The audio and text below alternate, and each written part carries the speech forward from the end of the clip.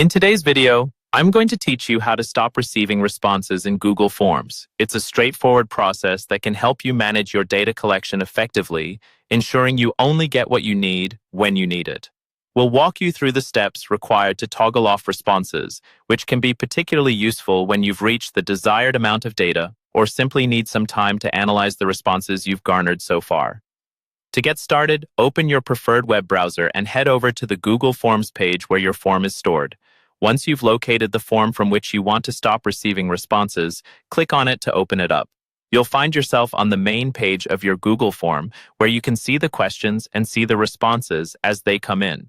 At the top of the page, you'll notice a menu with different options. Look for the Responses tab. It's usually positioned right next to the Questions tab. Click on the Responses tab.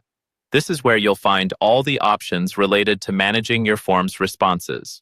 Once you're in the Responses section, you'll see a toggle at the top right corner of the page. This toggle controls whether responses are being accepted or not.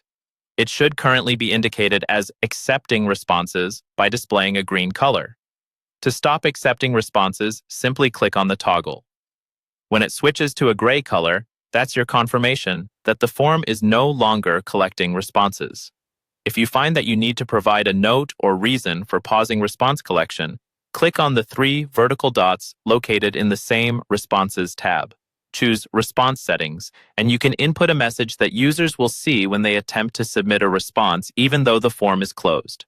This message can convey that the form is temporarily closed or that you've received enough responses for the time being. Clear communication here can help manage expectations for anyone trying to submit their input.